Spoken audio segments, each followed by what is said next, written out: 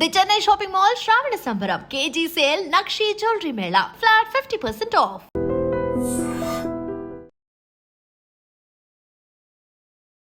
Hello guys, welcome back to iDream media. మీలో ఎంతమందికి తెలుసు, ఇండియాలోనే కాదు ప్రపంచం మొత్తం మీద కూడా బ్రెస్ట్ క్యాన్సర్ అనే దానికి కారణం వల్లే ఎక్కువ మంది అమ్మాయిలు చనిపోతున్నారు అనేది. అండ్ ఈ బ్రెస్ట్ క్యాన్సర్ అనేది ఈ మధ్యకాలంలో దాదాపుగా 80% మెంబర్స్కి రీచ్ అవుతుంది అని చెప్పేసి. అయితే prevention is better than cure అనే విధంగా దీని ఎర్లీ స్టేజెస్లో మనం తెలుసుకొని డాక్టర్ని అప్రోచ్ అయితే దీన్ని చాలా వరకు ప్రివెంట్ చేయొచ్చు. అంతేకాకుండా ఈ బ్రెస్ట్ క్యాన్సర్ మీద రకరకాల అపోహలు అయితే ఉన్నాయి. అంటే జనరల్గా క్యాన్సర్ సెల్స్ ఉన్నాయి అన్నప్పుడు ఫాస్టింగ్ చేస్తే ఆ క్యాన్సర్ సెల్స్ని తినేస్తుంది బాడీ అన్నట్టు, ఇలా రకరకాల అపోహలు పెట్టుకొని ఓన్ డెసిషన్ తీసుకొని మనకి మనమే నష్టం చేసుకుంటూ ఉన్నాం. ఇలాంటి ఎన్నో విషయాల మీద మనకి ఈరోజు అవేర్నెస్ ఇవ్వబోతున్నారు డాక్టర్ రమ్య గారు ఫ్రమ్ కిమ్స్ హాస్పిటల్ కొండాపూర్ నుంచి, బ్రెస్ట్ క్యాన్సర్ స్పెషలిస్ట్. మ్యామ్తో మాట్లాడదాం, చాలా విషయాలు తెలుసుకుందాం. ఈ పాడ్కాస్ట్ చివరి వరకు చూడండి. Hi ma'am. Hi Virat. So breast cancer అనగానే ఇంకా ముందుకు వెళ్ళినట్లయితే ఈ క్యాన్సర్ అనేది ఒక ట్యూమర్ రూపంలో ఉంటుంది. ఆ ట్యూమర్ పెరిగి పెరిగి క్యాన్సర్ అవుతుంది అని అంటూ ఉంటారు కదా. అసలు ఈ ట్యూమర్ అంటే ఏంటి, ఆ ట్యూమర్ ఎందుకు పుడుతుంది, అది హోల్ బాడీ మొత్తాన్ని ఎలా ఇంపాక్ట్ చేస్తుంది అది?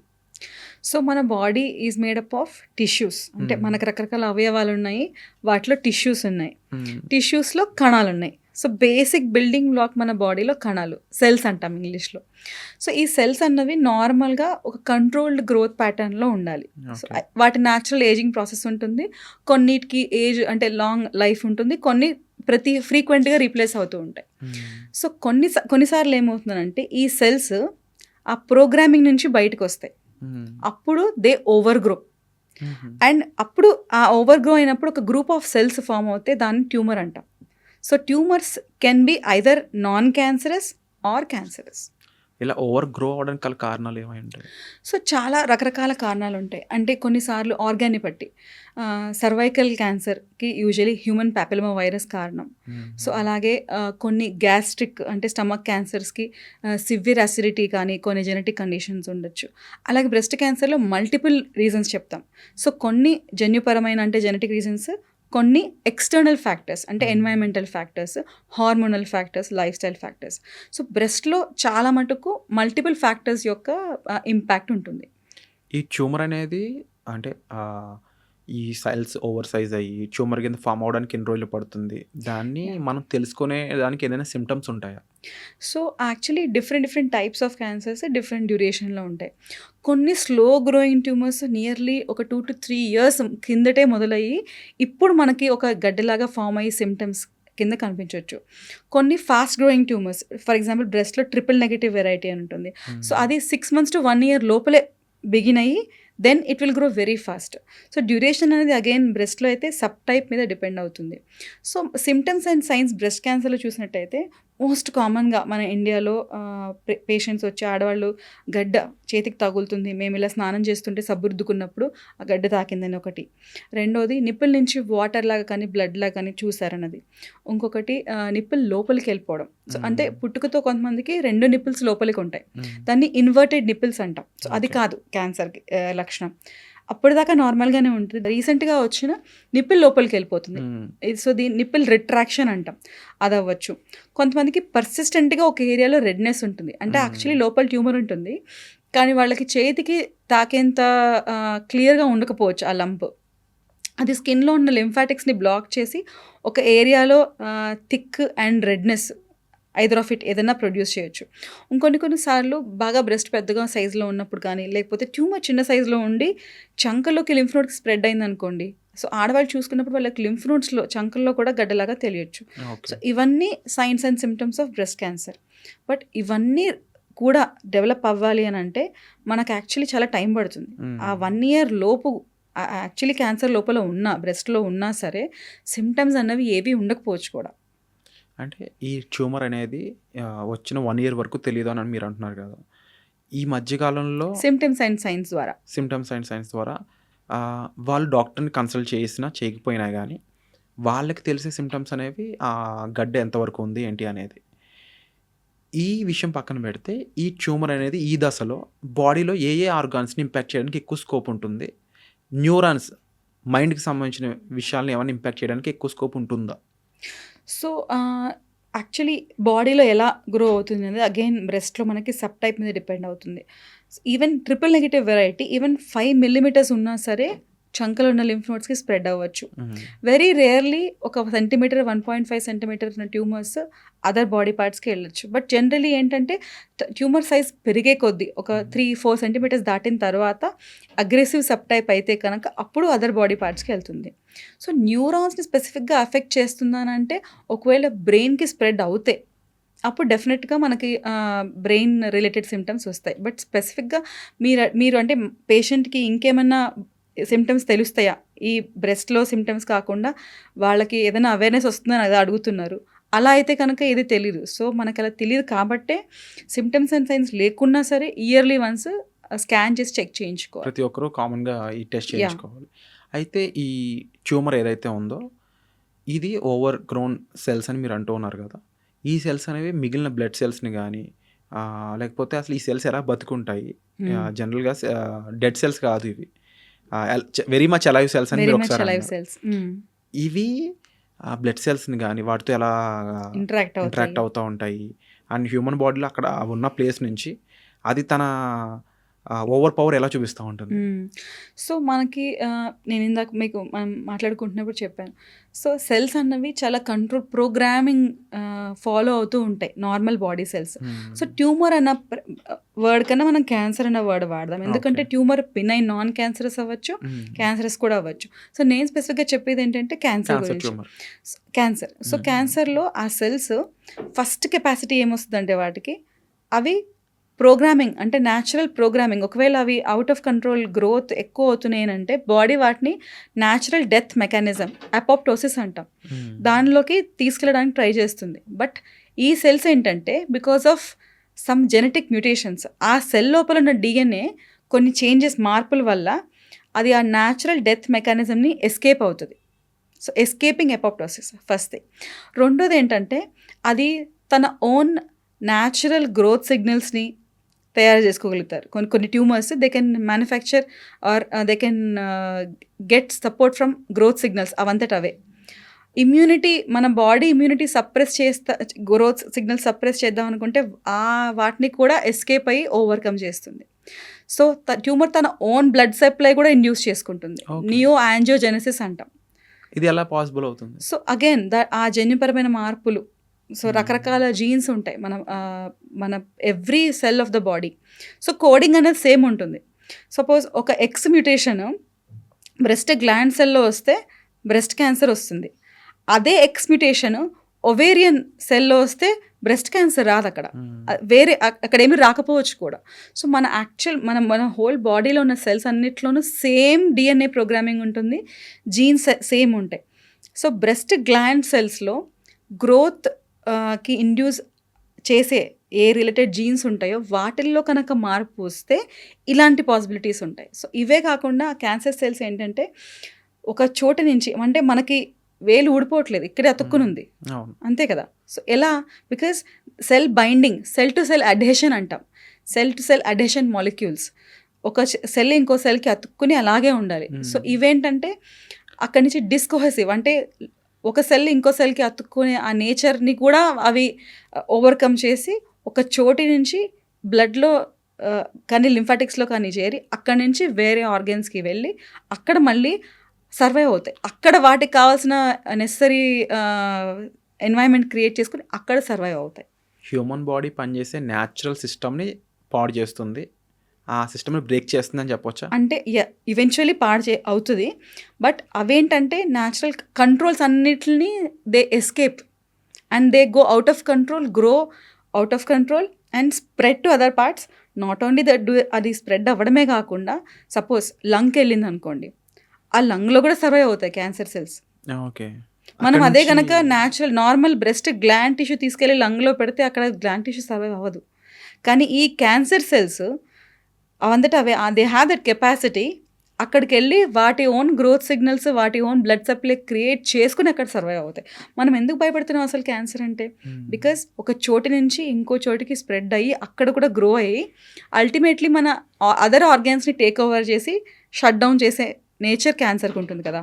So that is the difference cancer సెల్స్కి. అంటే ఈ క్యాన్సర్ సెల్ మన బాడీలో వేరే ఆర్గాన్ దగ్గర కూడా బ్రతకగలిగే అంటే అక్కడ ఆ సిస్టమ్ దానికి ఎలా ఏర్పడుతుంది? ఇది బియాండ్ సైన్స్ అడుగుతున్నానా? లేకపోతే దీనికి సంబంధించిన reasoning it's very much part of science. ఆ కెపాసిటీ వచ్చేదే జెనెటిక్ మ్యూటేషన్స్ వల్ల. ఓకే. అంటే నేను ఇందాక చెప్పాను కదా, కొన్ని జీన్స్ ఉన్నాయి మనకి. సో గ్రోత్ జీన్స్ ఇంతే గ్రోత్ అవ్వాలి అని ఒక ప్రోగ్రామింగ్ ఉంటుంది. ఈ సెల్స్లో ఈ చేతి వేళ్ళు ఆ ఇన్హిబిషన్ అంటే మనకి ఏదైతే కంట్రోల్ ఉంటుందో ఆ కంట్రోల్ని అవి ఎస్కేప్ అవుతాయి because of genetic mutations. So ఆ సెల్లో ఆ మ్యూటేషన్ ఎందుకు వచ్చింది అని అంటే అగైన్ మల్టిపుల్ ఫ్యాక్టర్స్. కొంతమందికి ఫెమిలియల్గా ఉంటుంది, అంటే వాళ్ళకు పుట్టుకతోనే వాళ్ళ అన్ని సెల్స్లోనూ BRCA1 or 2 ఆ మ్యూటేషన్స్ ఉండొచ్చు, ఆర్ P53 మ్యూటేషన్స్ ఉండొచ్చు. వీళ్ళకి ఏంటంటే ఆల్రెడీ ఆ క్యాన్సర్ డెవలపింగ్ టెండెన్సీ అనేది ఉంటుంది. సో వీళ్ళకి చిన్న చిన్న ఎన్వైరన్మెంటల్ ఇన్సల్ట్స్తో కూడా వాళ్ళకి తొందరగా క్యాన్సర్ వస్తుంది. అదే 95% మంది బ్రెస్ట్ క్యాన్సర్ పేషెంట్స్కి ఇలాంటి జెనెటిక్ మ్యూటేషన్స్తో ఏం పుట్టరు. వీళ్ళకి ఏంటంటే ఓవర్ టైం మల్టిపుల్ ఇన్సల్ట్స్ అన్నవి అక్యుములేట్ అయ్యి ఒక్కొక్క మార్పు అక్యుములేట్ అయ్యి ఫైనలీ ఆ సెల్ క్యాన్సర్ సెల్ కింద తయారవుతుంది. ఇప్పుడు ఈ క్యాన్సర్ సెల్స్ అనే వాటికి సిమ్టమ్స్ చూసుకున్నా, లేకపోతే ఈ సిమ్టమ్స్ కన్నా ముందు కారణాలు చూసుకుందాం. ఏ కారణాల వల్ల ఈ క్యాన్సర్ సెల్స్ అనేవి ఎక్కువగా వస్తూ ఉంటాయి అనేది. అంటే బిఫోర్ దట్ బ్రెస్ట్ క్యాన్సర్ అనే దానికంటే కూడా క్యాన్సర్ సెల్స్ రావడానికి ఆ ట్యూమర్ అయి ఉండొచ్చు. ఇది వీటన్నిటికీ రీజన్స్ చూసుకుంటే అదర్ దెన్ జీన్స్ ఇంకా ఎటువంటి ఫ్యాక్టర్స్ ఎక్కువగా ఇంపాక్ట్ చేస్తున్నాయి? సో కామన్గా అన్ని క్యాన్సర్స్ని మనం చూసినట్టయితే ఈ మధ్య కాలంలో బాగా ఎఫెక్ట్ అవుతుంది ఏంటంటే lifestyle factors. Sedentary life, అంటే మనం ఒకప్పుడు బాగా ఫిజికలీ యాక్టివ్ ఉండేవాళ్ళం, అండ్ రైట్ నౌ వెయిట్ అన్నది కరెక్ట్గా ఉన్నా సరే ఫిజికలీ యాక్టివ్గా లేని వాళ్ళకి. So that is one thing. Obesity and over weight, so these are common factors. Alcoholism, smoking, especially for breast cancer. Hormonal factors ఏంటంటే అగైన్ నేను ఇందాక చెప్పాను కదా, బ్రెస్ట్ టిష్యూ అన్నది హార్మోనల్లీ రెస్పాన్సివ్ టిష్యూ. అంటే మన ఆడవాళ్ళకి పీరియడ్స్ స్టార్ట్ అయినప్పటి నుంచి పీరియడ్స్ ఎండ్ అయ్యే వరకు ప్రతి మంత్ సైకిల్లో హార్మోన్స్ పైకి కిందికి అవుతూ ఉంటాయి కదా. సో ఎలాగైతే యూట్రస్ ప్రెగ్నెన్సీకి ప్రిపేర్ అయ్యి ప్రెగ్నెన్సీ రాకపోతే ఆ ఎండోమెట్రియం షెడ్ అయిపోతుంది కదా పీరియడ్స్ రూపంలో. సో అలానే ఈవెన్ బ్రెస్ట్ కూడా ఎవ్రీ మంత్ పీరియడ్ స్టార్ట్ అయినప్పటి నుంచి ప్రెగ్నెన్సీకి ప్రిపేర్ అవుతుంది. ప్రెగ్నెన్సీ రాకపోతే ఆ మార్పులు ఏవైతే ఉన్నాయో రివర్స్ అయిపోతాయి. సో అలాంటి మార్పులు బ్రెస్ట్ టిష్యూలో కూడా ఎవ్రీ మంత్ జరుగుతాయి. సో మనకు తెలిసిందే కదా, మెన్స్ట్రువల్ సైకిల్లో 2 phases ఉంటాయి. So follicular phase and luteal phase. So follicular ఫేజ్లో మనం ఒకవేళ బ్రెస్ట్ని మైక్రోస్కోప్లో చూసి లూటియల్ ఫేజ్లో మైక్రోస్కోప్లో చూస్తే డిఫరెంట్గా కనిపిస్తాయి. ఓకే. సో అలా that means hormones effect breast tissue మీద కూడా వెరీ మచ్ దేర్. సో ఇలా హార్మోనల్ ఫ్యాక్టర్స్ వల్ల కూడా, అంటే మెనార్కి ఆడపిల్లలకి ఈ మధ్య ముందే ఫస్ట్ పీరియడ్ స్టార్ట్ అయిపోతున్నాయి ఎర్లీగా, 8 years 9 years ఎర్లీగా స్టార్ట్ అవుతున్నాయి. ఒబేసిటీ వల్ల మెనోపాజ్ లేట్గా వస్తుంది.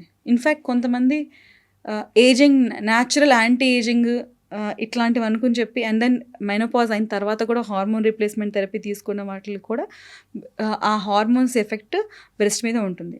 సో లేట్ ఫస్ట్ ప్రెగ్నెన్సీ, మనకి ప్రెగ్నెన్సీలో వచ్చే ఆ హార్మోన్ కాంబినేషన్ బ్రెస్ట్ గ్లాండ్స్ని గ్రోత్ కంప్లీట్ చేస్తుంది.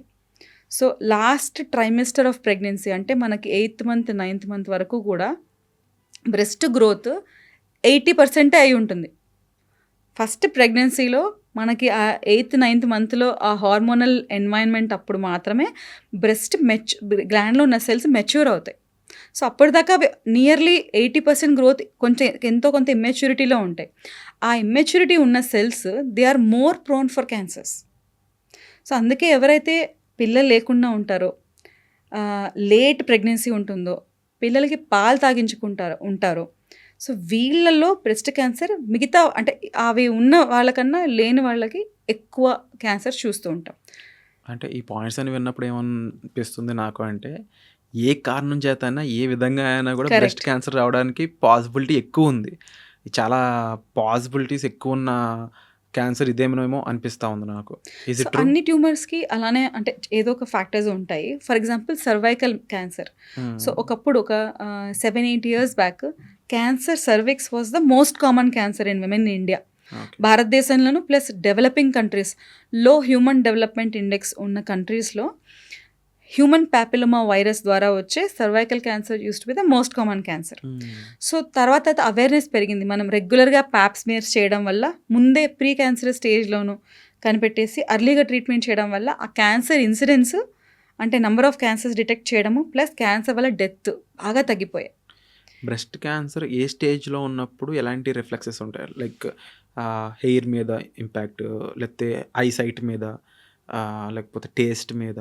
Is it No. నేను చెప్పినట్టు ఈ విధంగా ఉంటుందా ఉండదా? సో వెరీ వెరీ లేట్ స్టేజెస్లో బ్రెయిన్ స్పెసిఫిక్ ఆ సెంటర్స్ ఎఫెక్ట్ అయితే తప్ప మీరు చెప్పిన హెయిర్ ఫాల్ కానీ లేకపోతే టేస్ట్ ఎఫెక్ట్ అవ్వడం కానీ వాళ్ళకి బ్రెయిన్ ఫాగ్ కానీ ఇట్లాంటి సిమ్టమ్స్ అన్ని బ్రెస్ట్ క్యాన్సర్ సిమ్టమ్స్ కానే కాదు. కీమోథెరపీ వల్ల హెయిర్ ఫాల్ అనేది మనం చూస్తాం. That is a part of the treatment side effect. ఒకసారి కీమోథెరపీ అంటే ఏంటో తెలుసుకుందాము. దానికి ముందు ఈ బ్రెస్ట్ క్యాన్సర్ అనేదాన్ని ఎంతవరకు డేంజరస్గా చూడవచ్చు, లేదంటే ఎంతవరకు దీన్ని ట్రీట్ చేయగలిగే క్యాన్సర్ కింద చూడవచ్చు? So it's a very good question. So మనకి దీని ద్వారా అర్థమైంది ఏంటంటే అన్ని క్యాన్సర్స్ ఒకటి కాదు. For example thyroid cancers, breast cancers same కాదు. ఎంబీబీఎస్ మెడికల్ స్కూల్లో టీచింగ్ చేస్తున్నప్పుడు ప్రొఫెసర్స్ చాలా కామన్గా చెప్పేది ఏంటంటే మనకి ఒకవేళ ఒక శాపం ఉండి ఒక క్యాన్సర్ రావాల్సిందే, ఒకటి చూస్ చేసుకోండి అని అంటే పాపిలరీ థైరాయిడ్ క్యాన్సర్ చూస్ చేసుకోండి అని చెప్తారు. ఎందుకంటే it's a very very slow growing cancer and surgery చేసి అప్రోప్రియేట్ ట్రీట్మెంట్ చేస్తే దానివల్ల డెత్ అన్నది చాలా చాలా rare. But versus breast cancer కొంచెం అగ్రెసివ్. అంటే అగైన్ సబ్ టైప్స్ ఉంటాయి. సర్వైవల్ రేట్స్ ఈ మధ్య బాలలో బాగా పెరిగాయి. అంటే ఒక 20 ఏళ్ళకి క్రితం కంపేర్ చేస్తే ఇప్పుడు క్యాన్సర్ వస్తే ట్రీట్మెంట్ తీసుకుంటే సర్వైవ్ అవ్వడం బాగా పెరిగింది సర్వైవల్ రేట్స్. బట్ కానీ as a type of cancer it is a bit aggressive. ఇప్పుడు ఈ బ్రెస్ట్ క్యాన్సర్ ఏదైతే ఉందో అంటే లైక్ ఫర్ ఎగ్జాంపుల్ 100 లేడీస్ ఉంటే ఎంతమందికి రావడం స్కోప్ ఉంటుంది? సో ఇండియాలో అంటే డిఫరెంట్ కంట్రీస్లో డిఫరెంట్ రేట్స్ ఉన్నాయి. అట్ ప్రెజెంట్ 2022 డేటా ప్రకారం ప్రతి 24-27 మంది ఆడవాళ్ళల్లో ఒక్కళ్ళకి బ్రెస్ట్ క్యాన్సర్, అంటే సుమారుగా 100 మందిలో 4 కానీ 5 మందికి కానీ ఇండియాలో వస్తుంది. అదే మనం వెస్ట్రన్ కంట్రీస్ చూస్తే ఇట్స్ మోర్ కామన్. ప్రతి 8 నుంచి 12 మంది ఆడవాళ్ళలో ఒక్కళ్ళకి వస్తుంది. డిఫరెన్స్ ఏంటి రెండు country? So again life style factors, especially breast క్యాన్సర్కి ఏంటంటే మనం అన్ని అల్టిమేట్లీ కనెక్ట్ చేస్తే వచ్చే కారణం ఏంటంటే మన the way we started living our lives. Okay. Sedentary lifestyle అనొచ్చు, లేకపోతే ఒబేసిటీ అనొచ్చు, హార్మోనల్ ఫ్యాక్టర్స్. అగైన్ నేను ఇందాక చెప్పినట్టు పిల్లలు పీరియడ్ స్టార్ట్ అవ్వడం, మెనార్కీ ఎర్లీ అయింది కూడా అగైన్ వీటి వల్లే. మెనోపాజ్ లేట్గా అవ్వడం కూడా ఒబేసిటీ వల్లనే. అండ్ అగైన్ నేను ఇందాక హార్మోన్ రీప్లేస్మెంట్ థెరపీ అని చెప్పాను. సో అదేంటంటే కొంతమందికి మాత్రమే మనకి మెనోపాజ్ అయిన తర్వాత సివియర్ హాట్ ఫ్లాషెస్, అంటే కొంతమందికి బాగా ఒళ్ళు వేడెక్కినట్టు కొన్ని సిమ్టమ్స్ వస్తాయి, మెనోపాజ్ సిమ్టమ్స్. సెలెక్టివ్గా అలాంటి వాళ్ళకి మాత్రమే హార్మోన్ రీప్లేస్మెంట్ థెరపీ ప్రిస్క్రైబ్ చేస్తే బెటర్. బట్ ఒకప్పుడు ఏంటంటే ఒక 10 years బ్యాక్ చాలామందికి కామన్గా ఈవెన్ మైల్డ్ సిమ్టమ్స్ ఉన్న మెనోపాజ్ సిమ్టమ్స్ ఉన్నా సరే they use to prescribe hormone replacement therapy in western countries, awareness ఎక్కువ ఉండడం వల్ల. బట్ ఉమెన్స్ హెల్త్ ఇనిషియేటివ్ అని ఒక 16,000 మంది ఆడవాళ్ళల్లో ఒక ప్రాపర్ ర్యాండమైజ్డ్ కంట్రోల్ ట్రయల్ చేసిన తర్వాత మనకు తెలిసింది ఏంటంటే మోర్ దెన్ 5 years ఇలా ఎక్కువ హార్మోన్ రీప్లేస్మెంట్ థెరపీ తీసుకున్న వాళ్ళకి తీసుకొని వాళ్ళకి కంపేర్ చేస్తే డెఫినెట్గా తీసుకున్న వాళ్ళకి బ్రెస్ట్ క్యాన్సర్ రేట్స్ పెరిగాయి. Again that comes under life style and everything ultimately is somehow Poynting towards మనందరి మైండ్ సెట్, మనందరి life style, environment has changed. So but అంటే ఇంకా ప్రూవ్ అవ్వలేదు. బట్ లాట్ ఆఫ్ మనకి బాడీలో ఏదైనా మార్పు రావాలంటే ఐదర్ మనం బాడీలో ఎంటర్ అవ్వడం ఆర్ ఎక్స్పోజర్, మన ఎన్వైర్న్మెంట్ ఎక్స్పోజర్, ఇంతే కదా. మన చేంజ్ అయితే ఫుడ్, వాటర్, ఎయిర్ కాకపోతే మనం ఎక్స్పోజ్ అయ్యే రేడియేషన్. సో ఇవి కాకుండా ఇంకేం ఎఫెక్ట్ చేస్తాయి మనల్ని? సమ్ చేంజెస్ అఫ్కోర్స్ చాలా సైంటిఫిక్ స్టడీస్ ఇంకా జరుగుతూ ఉన్నాయి. అంటే పెస్టిసైడ్స్ అవ్వచ్చు, ఈస్ట్రోజన్ లాంటి కెమికల్స్ మన ఎన్వైర్న్మెంట్లో పెరిగిపోయాయి. ఫర్ ఎగ్జాంపుల్ కాస్మెటిక్స్ ఉన్నాయి. సో కాస్మెటిక్స్లో పారాబెన్స్ అని మనం వాటిని ప్రిజర్వేటివ్స్ లాగా వాడాలి. సో ఆ ప్రిజర్వేటివ్స్ లాగా వాడితే ఆ మాలిక్యూల్స్ అవి మన ఈస్ట్రోజన్ మాలిక్యూల్కి సిమిలర్గా ఉండి బ్రెస్ట్ని స్టిమ్యులేట్ చేస్తున్నాయి. మనం ఇందాక ఏమనుకున్నాం, హార్మోన్స్ ఎఫెక్ట్ బ్రెస్ట్ టిష్యూ మీద ఉంటుంది అనుకున్నాం. ఈ మాలిక్యూల్స్ ఏంటి, ఈస్ట్రోజన్ లాగా బ్రెస్ట్ టిష్యూని ఎఫెక్ట్ చేస్తున్నాయి. వాటిని గ్జీనో ఈస్ట్రోజెన్స్ అంటాం. అంటే those which are not in our body but behave like female hormones. Xeno అంటే from outside our body. So అంటే వినే కొద్దీ ఏమనిపిస్తుంది అంటే any kind of factor in any world can impact breast cancer అనేటట్టే ఉంది. అంటే కర్ణుడి చావుకి 100 కారణాలు అన్నట్టుగానే ఉంది మన తెలుగులో చెప్పాలి అంటే. But end of the day ఇంకొక అవేర్నెస్ క్వశ్చన్ ఏంటి అంటే, యాజ్ ఏ డాక్టర్గా మీరు ఏం చెప్తారు? ఏ ఏజ్ నుంచి ఈ బ్రెస్ట్ క్యాన్సర్ మీద చెకప్ అయి ఉండొచ్చు, అవేర్నెస్ పాయింట్స్ తీసుకోవడం అయి ఉండొచ్చు చేయాలంటారు? So ideally in ideal world 18 years age నుంచి ప్రతి ఆడవాళ్ళు మగవాళ్ళు అందరూ, నాట్ ఓన్లీ విమెన్, ఈవెన్ మగవాళ్ళలో ప్రతి 100 బ్రెస్ట్ క్యాన్సర్లో 1 మేల్ అయి ఉండొచ్చు. సో ఫస్ట్ పాయింట్ ఏంటి అంటే మగవాళ్ళకి కూడా బ్రెస్ట్ క్యాన్సర్ వస్తుంది. 100% రావచ్చు, బట్ అన్కామన్. అంటే 100 బ్రెస్ట్ క్యాన్సర్ పేషెంట్స్ తీసుకున్నామంటే 99 or 98 would be women, 1 or 2 maximum would be males. So వాళ్ళు కూడా గడ్డ తగలడం కానీ అది దే కెన్ గడ్డ తగలడం అండ్ దెన్ నిప్పులు లోపలికి వెళ్ళిపోవడం. మెన్లో బ్రెస్ట్ టిష్యూ ఎక్కువ ఉండదు కాబట్టి లంప్ ఈజీగా తగలొచ్చు. And at the same time ఎక్కువ బ్రెస్ట్ టిష్యూ లేదు కాబట్టి స్ప్రెడ్ కూడా ఫాస్ట్గా, చంకలో లింఫ్ నోడ్స్కి స్ప్రెడ్ కూడా ఫాస్ట్గా అవుతుంది. So after 18 years every man and women breast cancer గురించి అవేర్నెస్ అయితే ఉండాలి డెఫినెట్గా. అబ్బాయిల్లో కేసెస్ రేర్గా ఉన్నా కానీ స్ప్రెడ్ చాలా ఫాస్ట్గా ఉంటుంది, తొందరగా అవుతుంది. సో వీళ్ళలో జెనెటిక్ కండిషన్స్ ఎక్కువ కామన్గా ఉంటాయి. మనం ఇందాక ఏమనుకున్నాం, 100 బ్రెస్ట్ క్యాన్సర్ కేసెస్లో 90-95% ఆర్ నాట్ జెనెటిక్. అంటే family not genetic in the sense ఫెమిలియల్గా ఉండవు, ఫ్యామిలీలో రన్ అవ్వవు. చాలా కామన్గా అడిగేది ఏంటంటే మా ఇంట్లో ఎవరికి లేదండి, నాకే వచ్చింది, నాకు ఎలా ఉంటుంది క్యాన్సర్ అనే టైప్లో అడుగుతారు. Yes, that is a natural thing to think. కానీ మన ఫ్యామిలీలో ఉంటే మాత్రమే మనకి బ్రెస్ట్ క్యాన్సర్ రావాలి అన్నది అపోహ. సో 5-10% మందికి మాత్రమే ఫ్యామిలీస్లో రన్ అవుతాయి. కాకపోతే మేల్ బ్రెస్ట్ క్యాన్సర్స్లో జెనెటిక్ కారణాలు, అంటే ఫ్యామిలీలో రన్ అయ్యే కారణాలు ఎక్కువ శాతం మందిలో ఉంటాయి వాళ్ళకి. అండ్ దెన్ మగవాళ్ళకి లివర్ డిజీజెస్, కొన్ని స్పెసిఫిక్ లివర్ డిజీజెస్ ఉన్న వాళ్ళకి, కొన్ని ఎథ్నిసిటీస్ అంటే ఆఫ్రికన్ ఎథ్నిసిటీ వాళ్ళకి బ్రెస్ట్ క్యాన్సర్ కొంచెం మిగతా వాళ్ళకన్నా కామన్గా ఉంటుంది. 18 years ఏజ్ తర్వాత అని చెప్పాను కదా. సో అందరూ అవేర్నెస్ ఉంటే మరి వాళ్ళందరూ కూడా స్క్రీనింగ్ చేయించుకోవాలా? మనం సింపుల్గా ఇంట్లో ప్రతి మంత్ మనం ఒకటి చేయొచ్చు. That is called as breast self examination. So it's a very very very important thing. So breast self examination అంటే రొమ్ము స్వీయ పరీక్ష.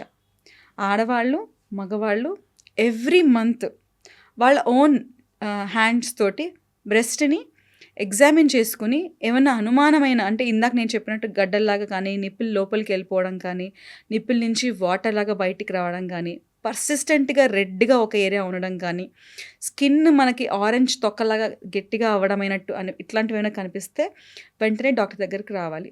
సో ఎవరు చేయాలి, ఎప్పుడు చేయాలి? సో నేను ఇందాక చెప్పినట్టు ఆఫ్టర్ 18 years ఆడవాళ్ళు పీరియడ్స్ రెగ్యులర్గా వస్తున్న వాళ్ళైతే పీరియడ్స్ అయిపోయిన 5 to 10 days ఈ టైంలో బ్రెస్ట్ని ఎగ్జామిన్ చేసుకోవాలి.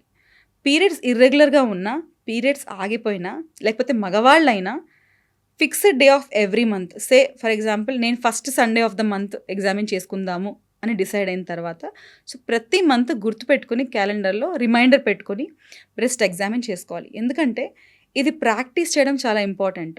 మనకి నార్మల్ బ్రెస్ట్ ఎలా ఉంటేనే తెలిస్తేనే కదా ఏదైనా మార్పు ఉంటే ఏం మార్పు వచ్చిందో తెలుస్తుంది.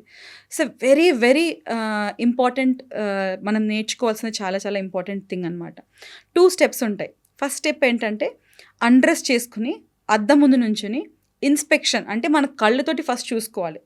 2 చేతులు కిందకి పెట్టుకొని ఒకసారి, 2 చేతులు మనకి షోల్డర్ అబవ్ లేపి ఒకసారి చూసుకోవాలి. సో ఇలాంటివి ఏమైనా గడ్డల్లా కనిపించడం కానీ, ఏమైనా మార్పులు ఇందాక నేను చెప్పినట్టు ఉంటే దెన్ వెంటనే బ్రెస్ట్ స్పెషలిస్ట్ దగ్గరికి రావాలి. సెకండ్ స్టెప్ ఏంటంటే పాల్పేషన్, అంటే మన చేతితోటి తడివి చూసుకోవడం. ఇలా పట్టుకుని చూస్తే ప్రతిదీ గడ్డలాగే అనిపిస్తుంది, ఈవెన్ ఇక్కడ కూడా గడ్డలాగే అనిపిస్తుంది. అలా చేయకుండా రోల్ చేయాలి. ఈ ఫ్లాట్ ఆఫ్ ద ఫింగర్స్ తోటి బ్రెస్ట్ని ఇలా రోల్ చేసి చూడాలి. That is the correct way. So A area miss అవ్వకుండా ప్రాపర్గా సర్కిల్స్లో కానీ, లోపల నుంచి బయటకు కానీ, బయట నుంచి లోపలికి కానీ, బ్రెస్ట్ చంక, so 2, it will just hardly take 5 minutes to do. ఇలా మనం స్క్రీనింగ్ ఏజ్ వచ్చే వరకు కూడా బ్రెస్ట్ సెల్ఫ్ ఎగ్జామినేషన్ చేసుకోవచ్చు. సో స్క్రీనింగ్ అన్నది మనం, అంటే నేను ఇందాక చెప్పినట్టు క్యాన్సర్ సిమ్టమ్స్ రాకముందే కూడా మనం టెస్ట్ చేసుకోవాలి. That is called as screening. 40 ఏళ్ళ లోపు ఉన్న ఆడవాళ్ళు అల్ట్రాసౌండ్ స్కాన్, 40 years దాటిన వాళ్ళు మ్యామోగ్రఫీ, ఈ టెస్ట్లు ఇయర్లీ వన్స్ చేయించుకోవడం ద్వారా సిమ్టమ్స్ అండ్ సైన్స్ రాకముందే కూడా చిన్న చిన్న 3 మిల్లీమీటర్స్ 5 మిల్లీమీటర్స్ సైజ్లో కూడా ఆర్ ఈవెన్ ప్రీ క్యాన్సరస్ మనకు అప్పుడప్పుడు కొన్ని మార్పులు తెలుస్తాయి మ్యామోగ్రఫీలో. అలా కనుక్కున్నట్టు అయితే we will save lot of effort, psychological impact, money, అలా చాలా బెనిఫిట్ ఉంటుంది పేషెంట్స్కి. ఒక్కసారి ఈ బ్రెస్ట్ క్యాన్సర్ ఉంది అని తెలిసాక లైక్ మీ క్లినిక్ వచ్చాక టెస్ట్ అన్ని పాజిటివ్ వచ్చాక ట్రీట్మెంట్ ప్రొసీజర్ ఏ విధంగా ఉంటుంది? నేను టైప్ అనేది చెప్పడం లేదు, జనరల్గా బ్రెస్ట్ క్యాన్సర్కి జనరల్గా ఎలా ప్రొసీజర్ స్టార్ట్ అవుతుంది అండ్ ఏమేమి ఉంటాయి అందులో స్టెప్స్? సో మనకి treatable stages, stage 1, 2, 3, curable stage, not treatable, curable stage. Stage 4 is not curable, అంటే మనం పేషెంట్ని ఎప్పటికీ క్యాన్సర్ ఫ్రీ చేయలేకపోవచ్చు. ఎక్సెప్షన్స్ ఉన్నాయి 1-2, బట్ యూజువలీ స్టేజ్ 1 to 3 ఉన్న వాళ్ళకి surgery is the most important thing. Surgery కాకుండా సిస్టమిక్ థెరపీ అంటాం, అంటే మన బ్లడ్లో ఆ మందు ఇవ్వడం. So that can be chemotherapy or hormonal therapy or immunotherapy or targeted therapy. So ఈ అగైన్ ఈ టైప్స్ ఆఫ్ ఏ కీమోథెరపీ ఇవ్వాలి, అసలు కీమోథెరపీ అవసరమా లేదా అన్నది స్టేజ్ టైప్ మీద డిపెండ్ అవుతుంది. సో బ్రెస్ట్ కన్జర్వేషన్ సర్జరీ అంటే మొత్తం రొమ్ము తీయకుండా ఓన్లీ గడ్డ విత్ మార్జిన్స్ తీసిన వాళ్ళకి రేడియేషన్ కంపల్సరీ ఇవ్వాలి. అలాగే లింఫ్ నోడ్స్కి ఎవరికైతే స్ప్రెడ్ ఉంటుందో వాళ్ళకి కూడా రేడియేషన్ థెరపీ అవసరం వస్తుంది. సో ఇవి కాకుండా మనకి ఇవి క్యూరబుల్ స్టేజ్లో ఉన్న వాళ్ళకి ఇచ్చే ట్రీట్మెంట్స్. Surgery compulsory. కొన్నిసార్లు కీమోథెరపీ అవసరం అనుకున్నప్పుడు సర్జరీ కన్నా ముందే ఇస్తాం, కొన్నిసార్లు సర్జరీ తర్వాత ఇస్తాం. సో చాలాసార్లు కీమోథెరపీ అవసరం ఉంటే కనుక సర్జరీ కన్నా ముందే ఫస్ట్ కీమోథెరపీ ఇచ్చి దాని తర్వాత సర్జరీ చేయడం జరుగుతుంది. సో ఒకసారి కీమోథెరపీ అంటే ఏంటో తెలుసుకుందాం, ఎందుకంటే చాలాసార్లు క్యాన్సర్ పేషెంట్స్ నుంచి అండ్ దానికి సంబంధించిన డాక్టర్స్ నుంచి వినే మాట ఈ కీమోథెరపీ వెరీ కామన్లీ యూస్డ్ టర్మ్లా నాకు అనిపిస్తూ ఉంటుంది.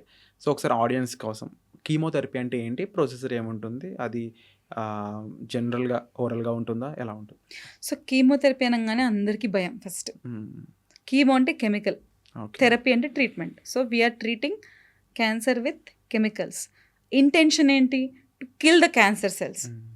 సపోజ్ కిల్ చేయలేము, వాటిని చంపేయలేము అని అంటే అట్లీస్ట్ వాటి గ్రోత్ రేట్ తగ్గించగలగాలి. Cytostatic, cytotoxic. Okay. So chemotherapy ఇది ఐదర్ ఇంజెక్షన్స్ రూపంలో కానీ, మోస్ట్ కామన్లీ ఇంజెక్షన్స్ రూపంలోనే ఉంటుంది.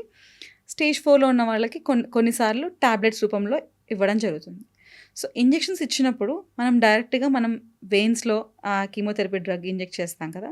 సో అవి బాడీలో ఉన్న ప్రతి ఆర్గన్లో ఎక్కడెక్కడైతే క్యాన్సర్ సెల్స్ ఉన్నాయో వాటిని చంపేయడానికి మనం ఇచ్చే మెడిసిన్స్ అన్నమాట. సో మనకు సపోజ్ బ్యాక్టీరియల్ ఫీవర్ వచ్చింది అనుకోండి, సో బ్యాక్టీరియా వల్ల ఇన్ఫెక్షన్ వచ్చి ఫీవర్ వచ్చింది. సో మనం ఒక యాంటీబయాటిక్ స్టార్ట్ చేస్తాం. యాంటీబయోటిక్ అంటే బ్యాక్టీరియాకి అగెన్స్ట్గా వర్క్ చేసేది. సో మనకి యాంటీబయాటిక్ వర్క్ అవుతుందంటే మనకి ఏం తెలియాలి బాడీలో? Better feeling better. Suppose fever ఉందంటే ఫీవర్ తగ్గాలి కదా. సో సపోజ్ తగ్గట్లేదు అంటే మనం ఏం చేస్తాం? యాంటీబయాటిక్ చేంజ్ చేస్తాం. సేమ్ థింగ్ క్యాన్సర్ సెల్స్ కూడా పలానా సబ్ టైప్, పలానా స్టేజ్ని బట్టి ఈ పర్టికులర్ కీమోథెరపీ రెజిమెన్ అన్నది ఉంటుంది. సో బ్యాక్టీరియా ఎలాగైతే ఆ పర్టికులర్ యాంటీబయాటిక్కి రెసిస్టెంట్ ఉండొచ్చో, ఈవెన్ క్యాన్సర్ సెల్స్ కూడా కీమోథెరపీకి రెసిస్టెంట్ ఉండొచ్చు. అంటే నేను కీమోథెరపీ తీసుకున్నానండి, అయినా కూడా నాకు మళ్ళీ ఇంకేదో బాడీ పార్ట్లో వచ్చింది అని అంటే because those cells have become resistant to this particular treatment. మనం సర్జరీ కన్నా ముందే కనుక కీమోథెరపీ ఇవ్వగలిగితే ఆ పర్టికులర్ కీమోథెరపీ వర్క్ అవుతూ ఉంటే మనకి బాడీలో అదర్ ఆర్గాన్స్లో పెట్ స్కాన్ చేసి చూసుకుంటాం. ఇంకెక్కడా లేదు అన్నప్పుడు మాత్రమే క్యూరేటివ్ ఇంటెన్షన్తో ట్రీట్మెంట్ చేస్తాం.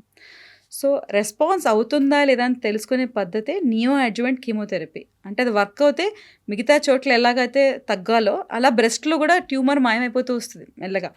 After once we finish the regiment చాలామందికి కంప్లీట్ రెస్పాన్స్ అంటాం. అది వర్క్ అవుతే కనుక కంప్లీట్గా ట్యూమర్ మనకి చేతికి తగలకుండా, ఈవెన్ ఆపరేషన్ చేసిన తర్వాత మైక్రోస్కోప్లో కూడా తెలియకుండా అవ్వాలి.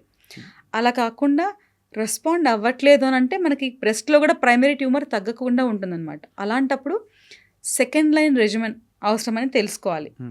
ఆర్ వెంటనే కీమోథెరపీ వర్క్ అవ్వట్లేదు కాబట్టి ఇమీడియట్గా సర్జరీ చేసి దాన్ని తీసేయాల్సి ఉంటుంది. అంటే ఇప్పుడు ఇదంతా కూడా ఒక క్లినికల్ ట్రయల్ లాగా నాకు అనిపిస్తుంది. ఎందుకు అంటే ఎవ్రీ పేషెంట్కి అది డిఫర్ అవుతూ ఉంది.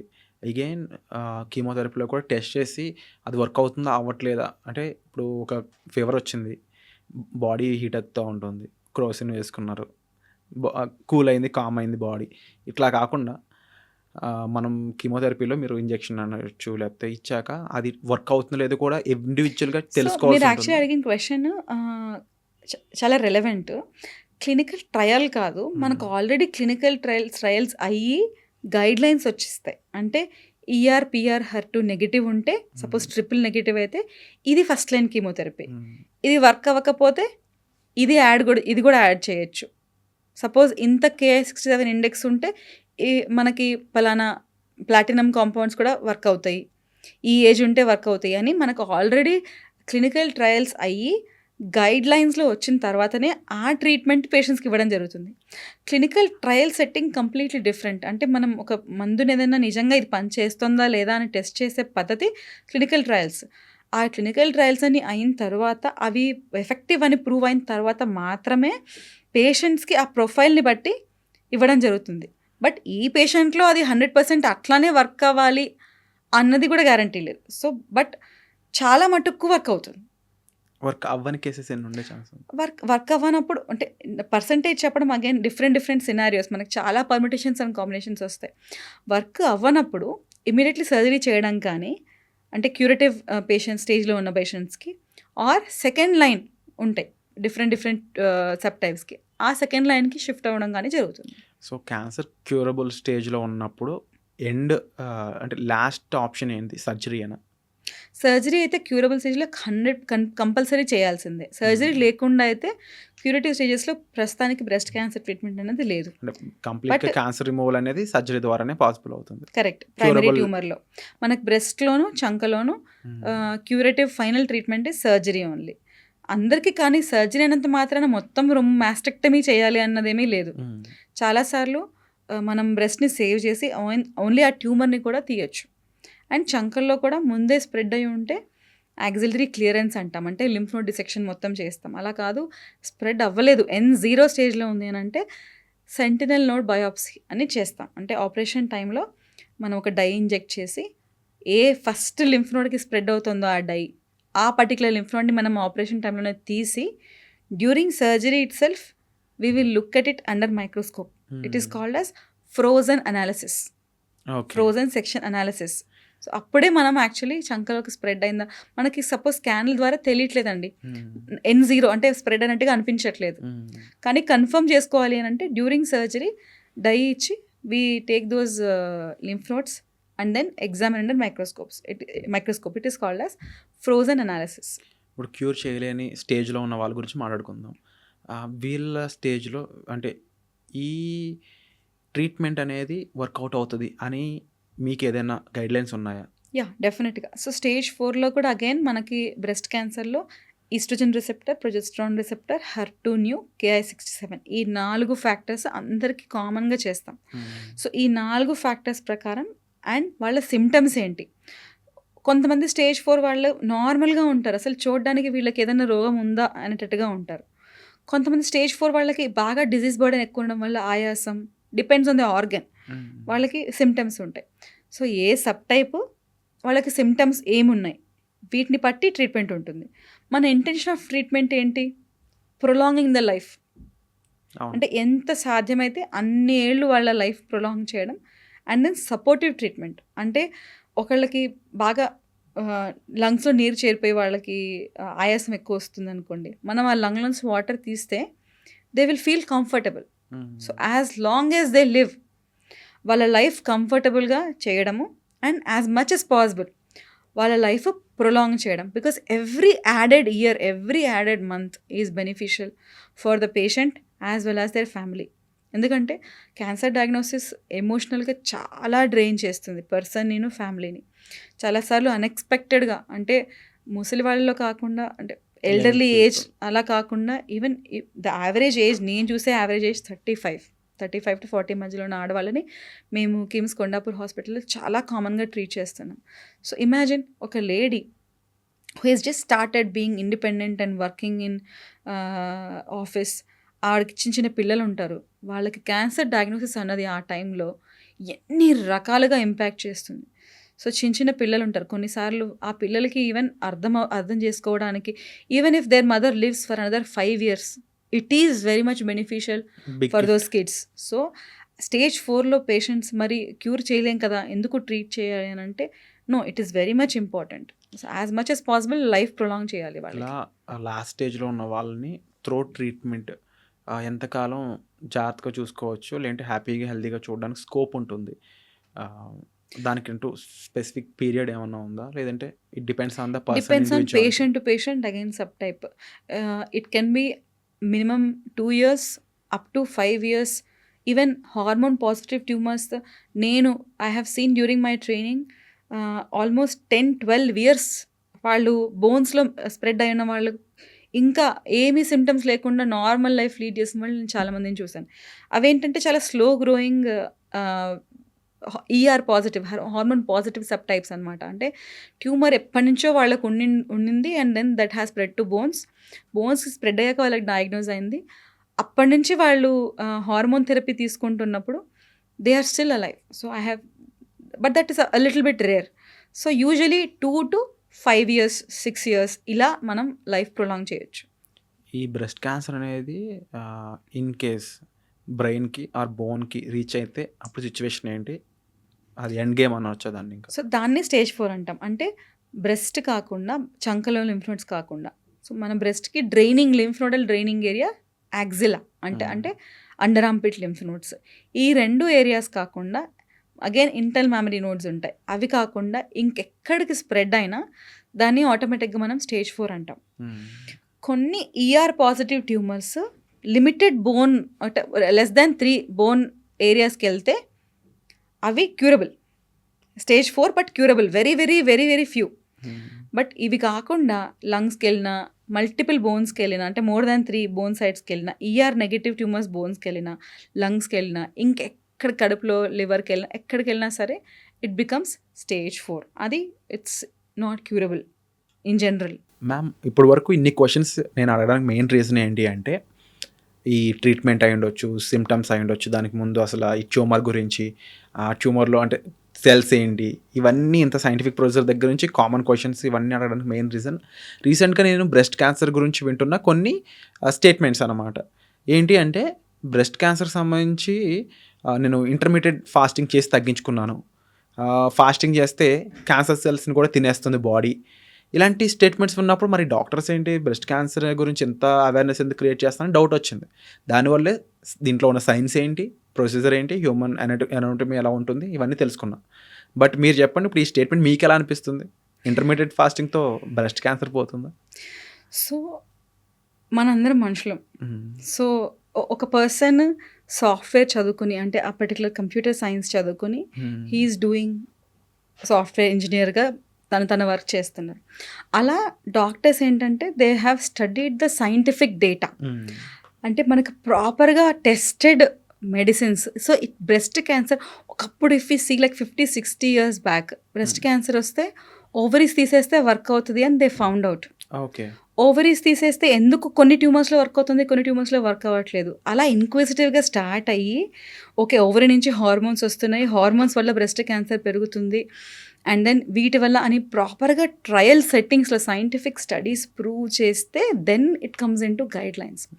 సో ఎక్స్టెన్సివ్ స్టడీస్ అయిన తర్వాత మనకి this is the best possible treatment in this scenario అన్నది మనకి మనుషులకి తెలిసింది. సో యాజ్ మెడికల్ ప్రొఫెషనల్స్ ఏదైనా గైడ్ లైన్స్లో ఉండి ఆర్ ప్రాపర్ సైంటిఫిక్ స్టడీస్లో ఉంటే తప్ప I don't believe that anything else is the cure. అంటే ట్రీట్మెంట్ తీసుకోకుండా నేను ఇంటర్మిటెంట్ ఫాస్టింగ్ చేసి క్యూర్ చేసుకున్నాను అంటే అబ్సల్యూట్లీ ట్రాష్. అంటే దీని మీద కూడా ఒక సైంటిఫిక్ రీసెర్చ్ జరిగి అసలు ఏం జరుగుతుంది ఆ టైంలో అబ్జర్వ్ చేసి దాని మీద కొన్ని స్టడీస్ ఇవన్నీ వచ్చాక దెన్ ఒక పాసిబుల్ యాంగిల్ ఏంటంటే, ఇంటర్మిటెంట్ ఫాస్టింగ్ చేసి సపోజ్ ఆ పర్సన్కి వెయిట్ లాస్ అయింది అని అంటే డెఫినెట్గా మన బాడీలో హార్మోనల్ మిల్యూ అంటే హార్మోనల్ ఎన్వైరన్మెంట్ మారుతుంది, treatment works in their favour versus people who don't probably lose weight. అంతేగాని so I'm not born with knowledge, but as per my understanding, if someone has put out a statement that నేను intermediate fasting చేసి నా క్యాన్సర్ని cure చేసుకున్నాను అని అంటే, either it is trash, they are lying, or probably it was never a cancer. So treatment తీసుకుంటున్నప్పుడు intermediate fasting ఎంతవరకు help అవుతుంది అంటారు? సో అగైన్ ఇవన్నీ కూడా ఏంటంటే కీమోథెరపీ కానీ, సర్జరీ కానీ, అండ్ దెన్ రేడియేషన్, ఇలాంటప్పుడు మనకి సెల్స్ బాగా టర్న్ ఓవర్ ఉంటుంది. అంటే కొన్ని సెల్స్ చనిపోవడం, నార్మల్ సెల్స్ కూడా కొన్ని ఎఫెక్ట్ అయ్యి డ్యామేజ్ అయ్యి అవి రికవర్ అవ్వాలి. సో ఈ టైంలో ప్రాపర్ డయట్ మెయింటైన్ చేయడం, హై ప్రోటీన్ డయట్ మెయింటైన్ చేయడం చాలా ఇంపార్టెంట్. అండ్ ఎస్పెషలీ డయాబెటీస్ ఇట్లాంటి కండిషన్స్ ఉన్నవాళ్ళు డెఫినెట్గా వెయిట్ లాస్ ఆ టైంలో ట్రై చేయడం అనేది కొంచెం I think it's a bit not recommended. Yes, once the acute treatment period is over, వాళ్ళు ఆ treatment then they may choose intermittent fasting to probably lose weight. అంతేగాని డ్యూరింగ్ ద ట్రీట్మెంట్ నేను weight loss అవుతాను అనుకోవడం, I think each person it should be different, and definitely they should consult their surgeon or physician who is treating to try such things. అంటే ఏదైనా సరే ఒక doctor కన్సల్టేషన్తో చేయడం better. Definitely. First thing. ఇప్పుడు నేను చెప్పే ఇంకో స్టేట్మెంట్ ఏం చేస్తుందంటే, ఏంటి ఇలా కూడా జరుగుతుందా అని క్వశ్చన్ మీ నుంచి రావచ్చు బహుశా. ఆడియన్స్ కూడా కాస్త స్టన్ అవ్వచ్చు. అంటే there is a study, mythical study అని అనుకోవచ్చేమో బహుశా. మెంటల్గా మనం కొన్ని బిలీవ్ చేస్తే జరుగుతాయి అన్నట్టు.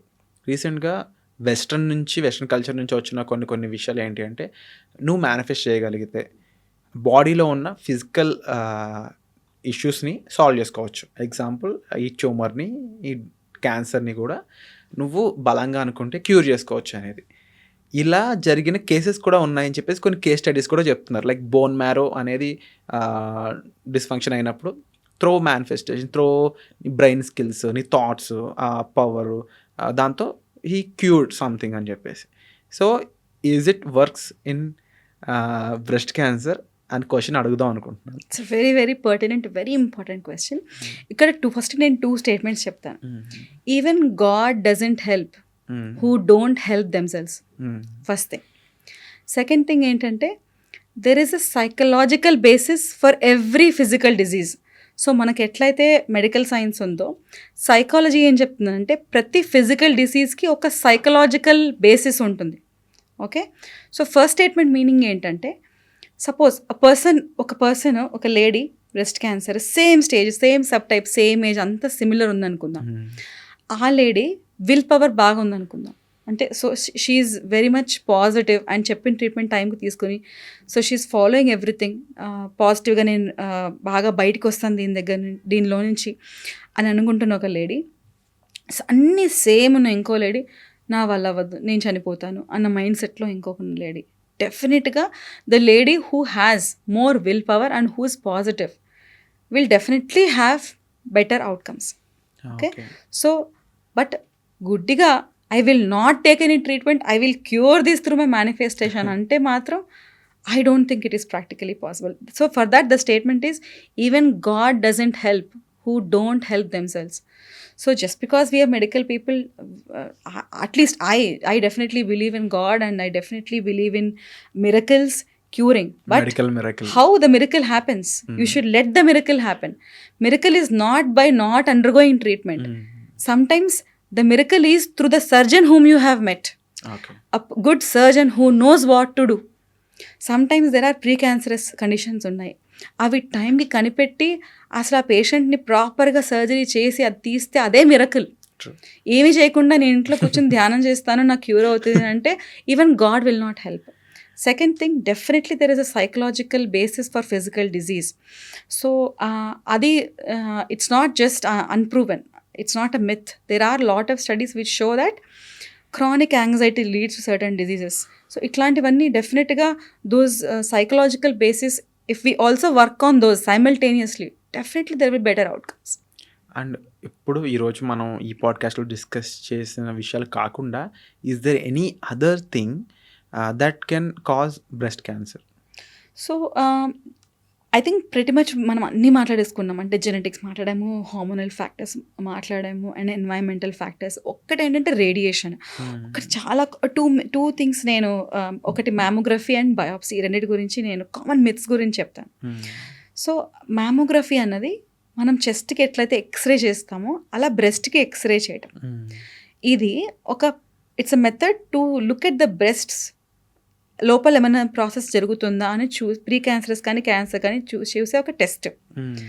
సో చాలాసార్లు బ్రెస్ట్ ఈ టైంలో మ్యామోగ్రఫీ చేసేటప్పుడు స్క్వీజ్ చేస్తారు. సో ఏమైనా ట్యూమర్స్ ఉంటే అవి రప్చర్ అయిపోతాయి, ఆర్ మ్యామోగ్రఫీ చాలా పెయిన్ఫుల్, ఇట్లాంటి మిత్స్ వింటూనే ఉంటాం.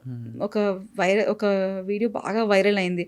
ఒక పర్సన్ ఒక మీటింగ్లో ఇంత ప్రెషర్ పడుతుంది బ్రెస్ట్ మీద and then it is such a harmful thing అని అప్పుడు ఒక 1 year బ్యాక్ చాలా వైరల్ అయింది.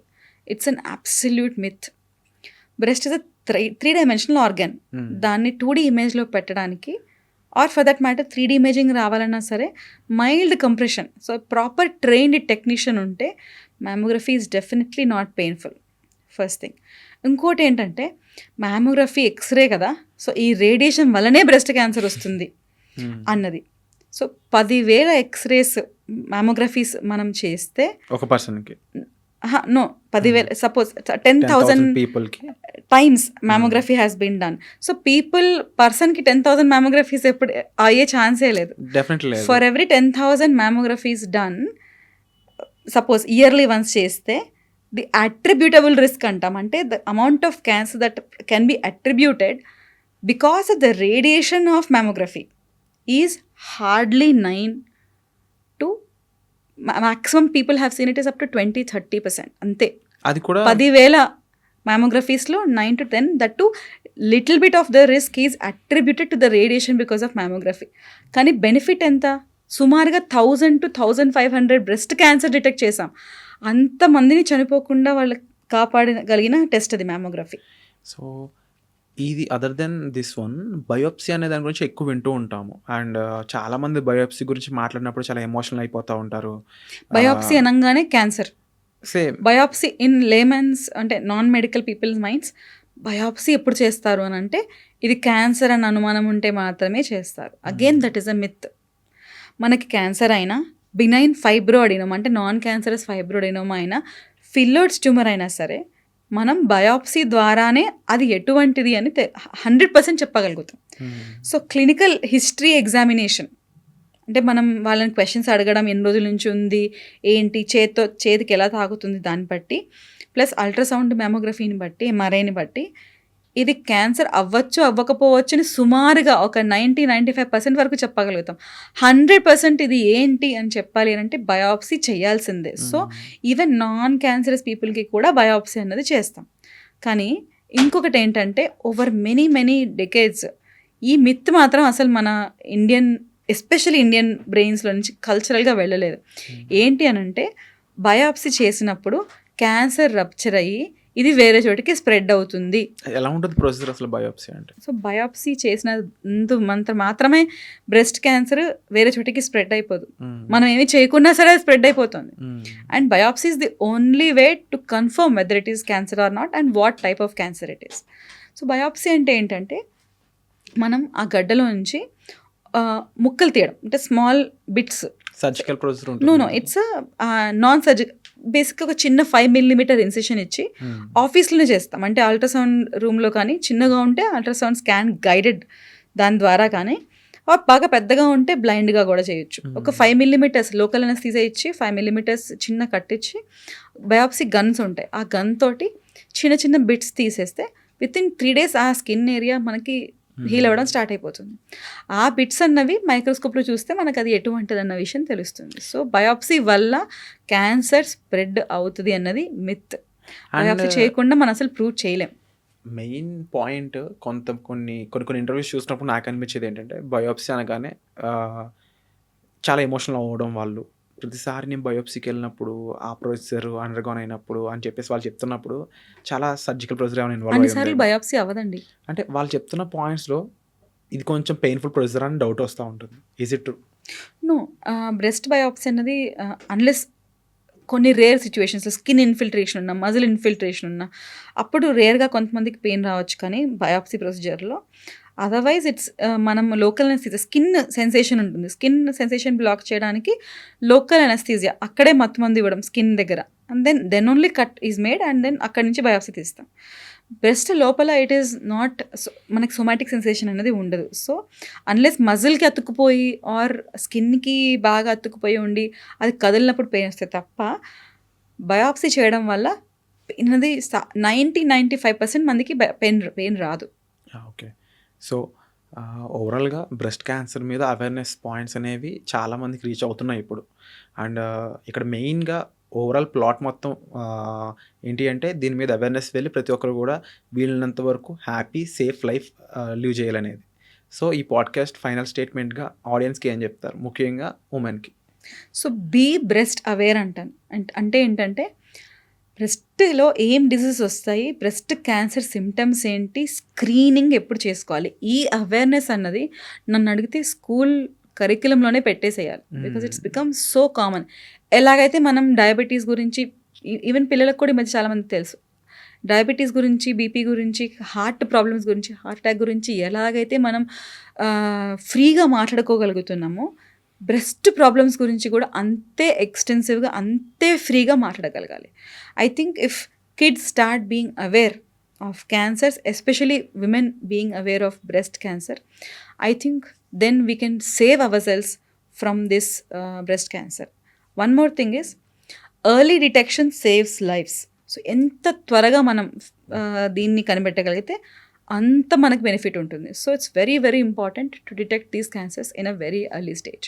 And thank you so much ma'am to creating for ఒక బెటర్ సొసైటీకి సంబంధించి మీరు వర్క్ చేస్తూ ఉన్నారు.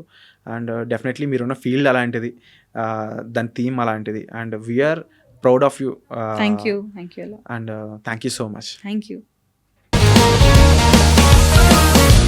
Sir, one life lesson what medicine has taught you. Whatever you can do without expecting.